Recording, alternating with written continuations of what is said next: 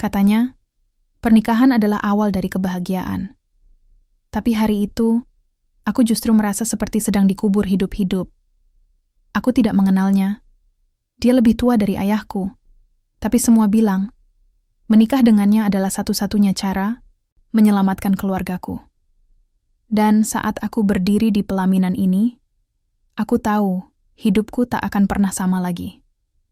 Yang tidak kukira, malam pertama bukanlah awal dari kehidupan baru, tapi awal dari mimpi buruk yang tak pernah berakhir.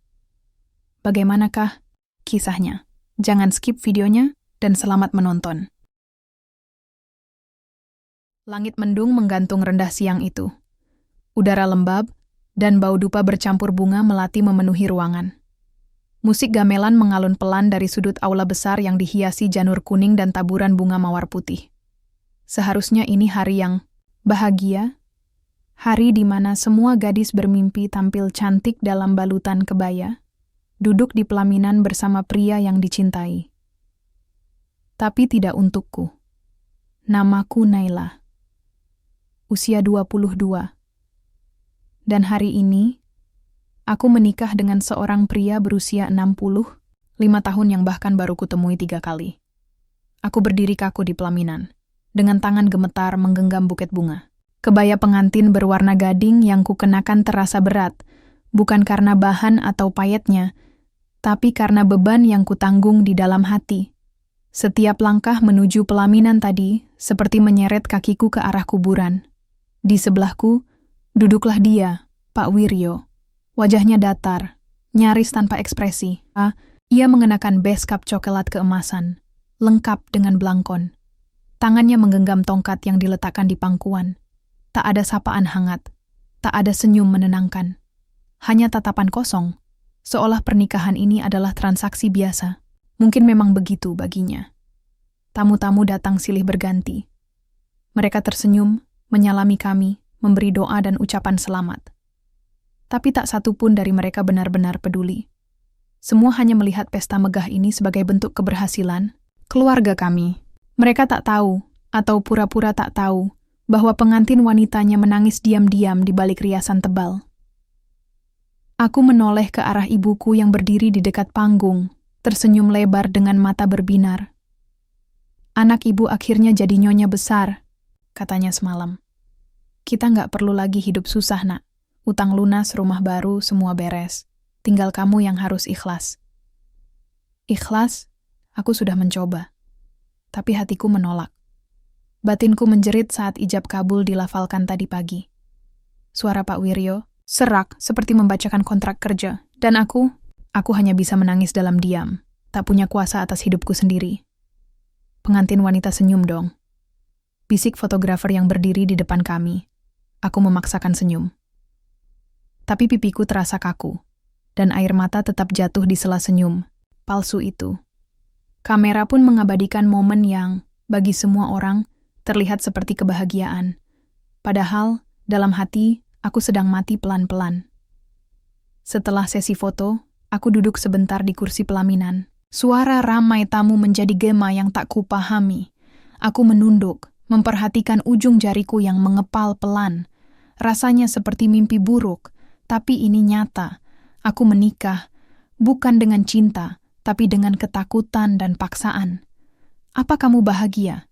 Suara berat Pak Wiryo terdengar lirih di sampingku. Aku menoleh perlahan. Matanya masih kosong. Tapi kali ini ada sesuatu di sana. Entah itu sindiran, empati, atau hanya basa-basi. Aku tak tahu harus menjawab apa. Jadi aku hanya menggeleng kecil. Dia mengangguk. Bagus, karena aku juga tidak bahagia. Hatiku mencelos. Ucapannya seperti palu yang menghantam sisa harapanku. Jadi, ini benar-benar hanya tentang uang dan status, bukan tentang hidup bersama, bukan tentang masa depan. Hanya formalitas. Sore mulai turun. Matahari menghilang perlahan di balik tirai awan tebal. Angin lembut membawa aroma melati yang memuakkan. Dan aku masih duduk di sini, mengenakan mahkota pengantin, dengan jiwa yang tertinggal entah di mana. Ketika pesta berakhir dan semua tamu pulang, aku dibawa masuk ke mobil mewah menuju rumah besar milik Pak Wiryo. Bukan rumah, lebih tepat disebut istana. Tapi seindah apapun bangunannya, jika di dalamnya tidak ada cinta, maka tetap terasa seperti penjara.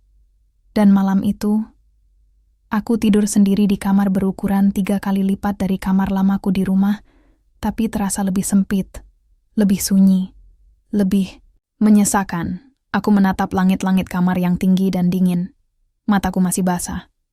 Aku menikah hari ini, tapi rasanya seperti dikubur hidup-hidup. Hari-hari setelah pernikahan terasa seperti potongan mimpi yang tidak pernah ingin kuingat. Rumah besar milik Pak Wiryo sangat mewah, tapi kosong, sunyi. Setiap sudutnya memantulkan kesepian. Aku tinggal di kamar paling ujung, kamar yang katanya dulu milik istri Pak Wiryo sebelum meninggal.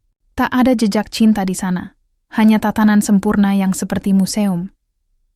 Pak Wiryo memperlakukanku dengan sopan, terlalu sopan. Ia tak pernah menyentuhku, tak pernah mengajakku bicara lebih dari 1-2 kalimat. Ia hanya berkata, "Kamu tidak perlu takut. Lakukan saja yang perlu kamu lakukan sebagai istri." Aku tidak tahu apa maksudnya, tapi hatiku selalu gelisah. Aku mulai mengisi hari dengan duduk di taman belakang, membaca buku yang tak benar-benar kupahami, atau sekadar menatap langit. Tak ada tawa, tak ada sapaan hangat, hanya diam yang panjang. Dan entah kenapa, aku merasa selalu diawasi. Di minggu kedua, aku mulai menjelajah rumah. Ada terlalu banyak kamar untuk hanya dihuni 2 orang. Pelayan-pelayan di rumah ini jarang bicara. Mereka bekerja cepat, diam, dan menghilang. Ada satu lorong di lantai 2 yang selalu membuat bulu kuduku merinding. Di ujungnya, sebuah pintu besar dengan cat pudar berwarna hitam. Terkunci. Dan selalu ada aroma aneh saat aku mendekatinya, seperti bunga melati yang terlalu tua. Saat kutanya ke salah satu pelayan tua, Bu Minah, ia hanya menjawab pendek. "Itu kamar yang tidak boleh dimasuki." "Kenapa?" "Bukan urusan nyonya." Jawaban itu membuatku semakin ingin tahu. Tapi rasa takut juga mulai muncul. Aku sering mendengar langkah kaki di malam hari. Pelan. Berhenti di depan pintuku. Lalu menghilang. Apakah itu Pak Wiryo? Atau sesuatu yang lain? Suatu siang saat aku sedang merapikan rak buku di ruang kerja belakang, aku menemukan sebuah bingkai foto tua di laci bawah. Foto seorang gadis muda dalam balutan kebaya. Ia tersenyum. Dan aku terpaku. Itu bukan aku.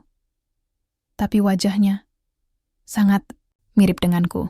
Di balik foto itu tertulis, "Mira, untuk ayah."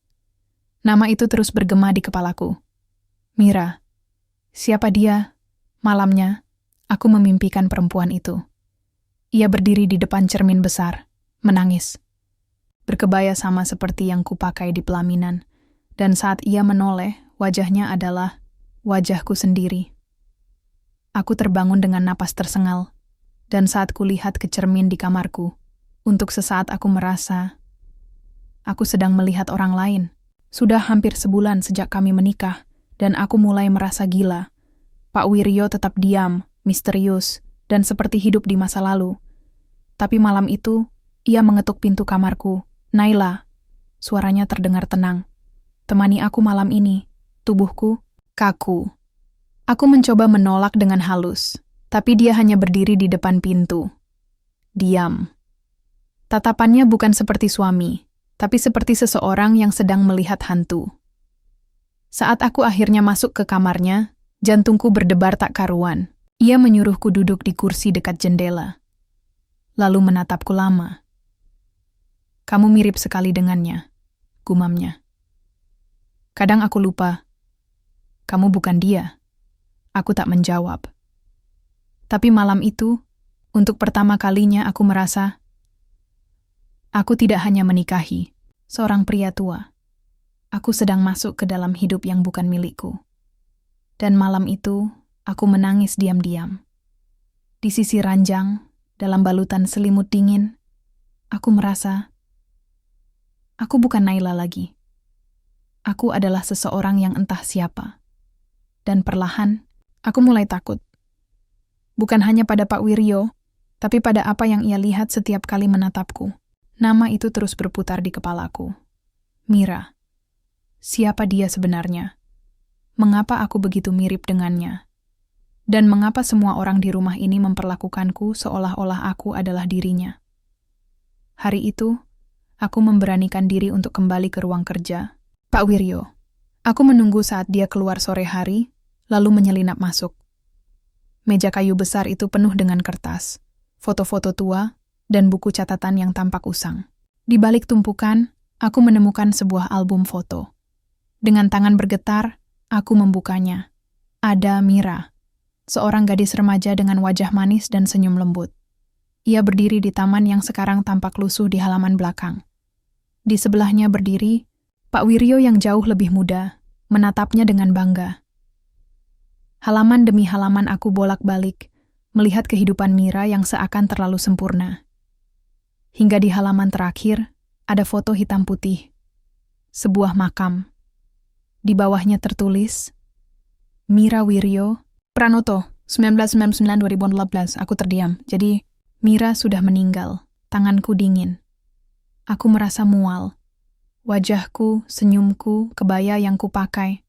Semua mengingatkan Pak Wiryo pada putrinya yang sudah tiada. Dia menggantikan aku dengan anaknya sendiri. Bisikku pada diri sendiri. Malam itu, saat makan malam aku memberanikan diri bertanya, "Pak, siapa Mira?" Pak Wiryo terdiam. Sendoknya berhenti di udara. Ia menatapku lama. "Kamu tahu dia?" Suaranya bergetar. Aku menatap balik. Aku lihat fotonya. Senyum muncul di wajahnya. Bukan senyum bahagia, tapi senyum kehilangan. "Dia segalanya buatku," katanya. "Dan kamu sangat mirip dengannya. Kadang, aku lupa kamu bukan dia. Aku tak bisa berkata apa-apa, tapi hatiku mulai dipenuhi kecemasan.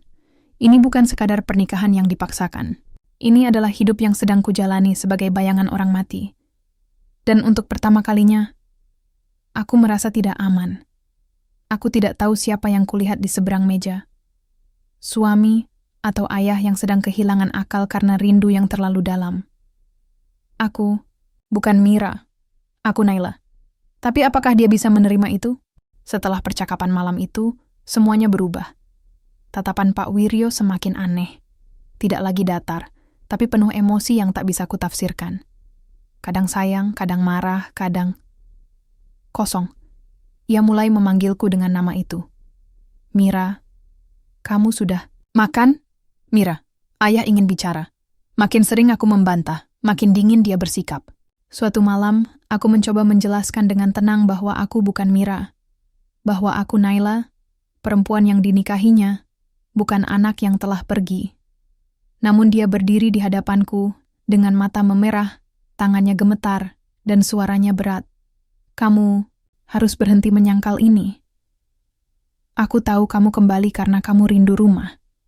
Ayah janji akan jaga kamu lebih baik sekarang." Aku terdiam, ngeri.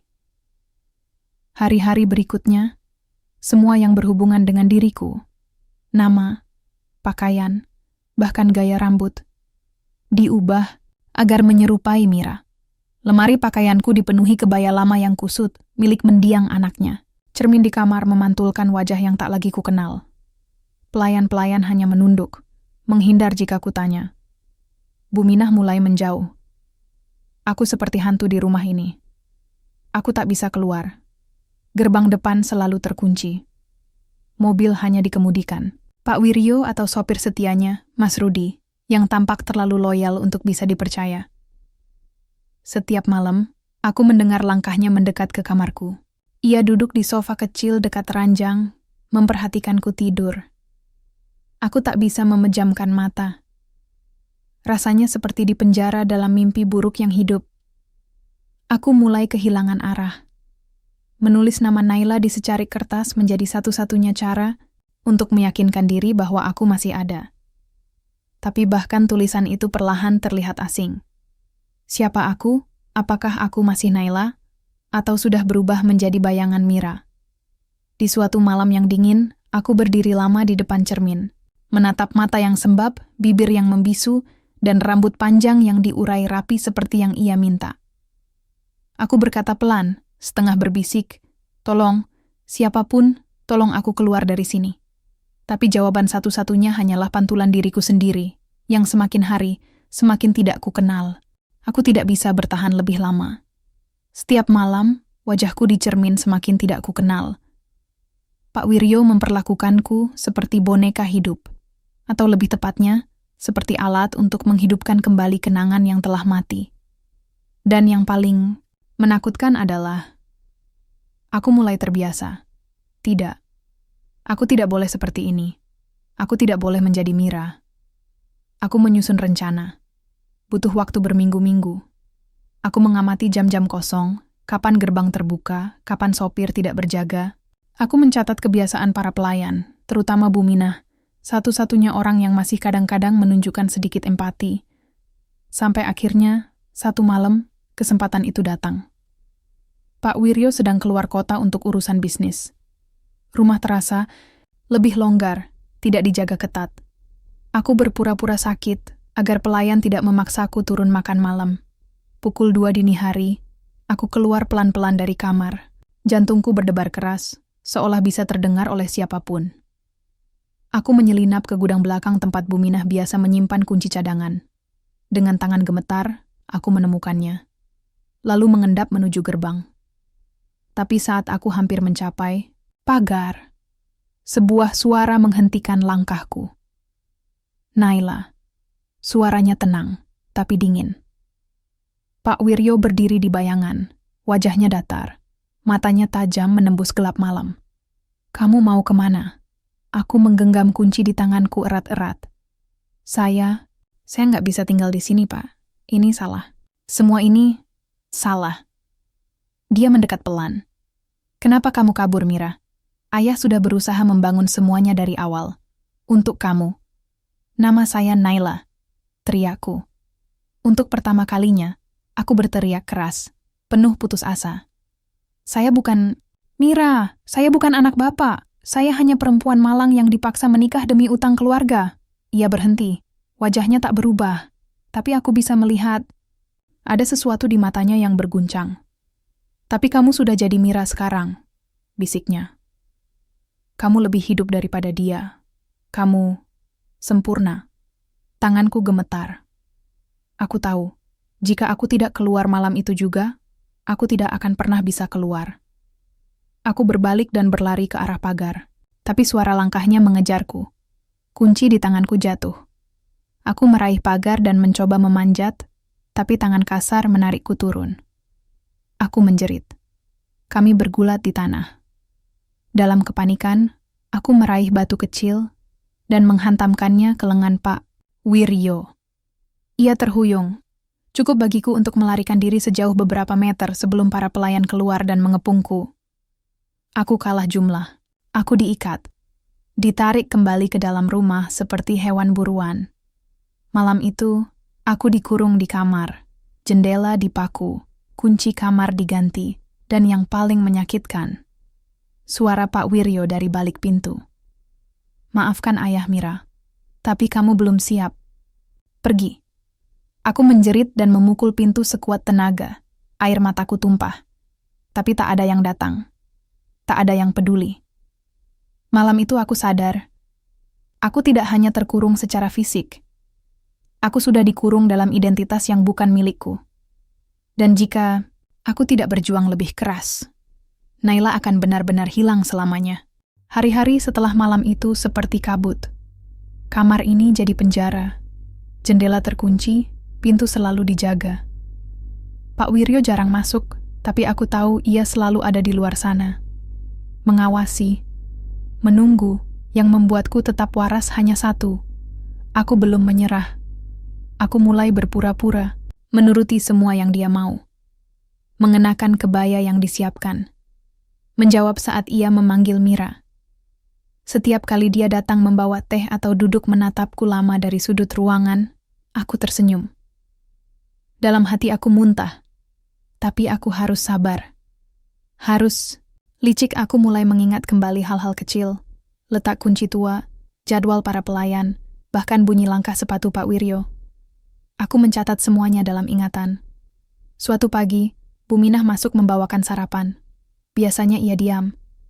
Tapi kali ini, matanya sedikit basah. "Kamu kuat sekali, Nduk," bisiknya pelan sambil menaruh piring. Aku menatapnya lekat-lekat.